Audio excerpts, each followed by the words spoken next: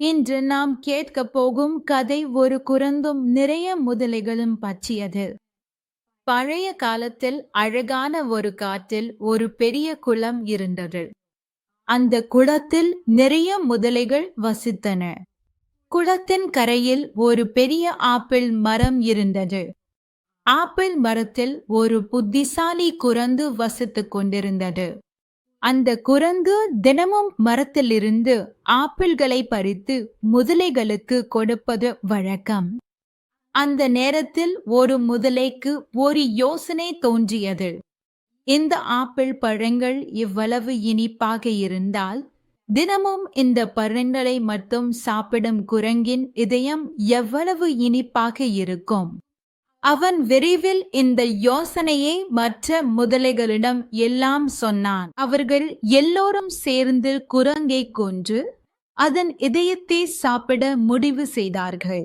அதில் ஒரு முதலை மெதுவாக குரங்கின் அருகே வந்து அவனிடம் சொன்னது, குரங்கச்சா, இந்த நதியின் அப்புறம் எங்களுக்கு ஒரு சிறிய கிராமம் இருக்கிறது. அந்த கிராமத்தில் இன்று திருவிழா நடக்கிறது. நான் உன்னை அந்த விழாவை காண அழைக்கிறேன்.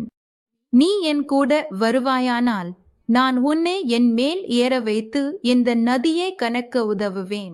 நிச்சயமாக நான் உன்னுடன் வருவேன் என்று சொல்லி குரங்கு உடனே மரத்திலிருந்து குதித்து இறங்கியது. முகமையின் மேல் ஏறியது. நதியின் பயணம் தொடங்கியது. சில தூரம் சென்ற பிறகு முதலை குரங்கிடம் சொன்னது, என் நண்பர்களுக்கு உன் இதயத்தை சாப்பிட வேண்டும் என்ற பெரிய ஆசை இருக்கிறது. அதற்காகத்தான் நான் உன்னை கூட்டிக் கொண்டு போகிறது. குரங்கு கொஞ்சம் நேரம் யோசித்த பிறகு முதலைக்கு சொன்னது, ஐயோ, என் இதயம் மரத்தில் வச்சிட்டுதான் வந்திருக்கேன். நாம இருவரும் போய் என் இதயத்தை எடுத்து கொண்டு வரலாம். குரங்கின் மீது நம்பிக்கை வைத்து முதலை அவனையும் அழைத்து மரத்துக்கு அருகே திரும்பி போனது. மரத்துக்கு அருகில் வந்ததும் குரங்கு மரத்துக்கு ஏறி ஓடிவிட்டது. பிறகு உரக்க கூவி சொன்னது, நீ என்னை கொல்ல முயற்சிச்சு. இனி நான் ஒருபோதும் உன்னுடன் வரமாட்டேன். முதலைக்கு தான் தவறு புரிந்தது. அவன் மனமுடைந்து திரும்பி போனான்.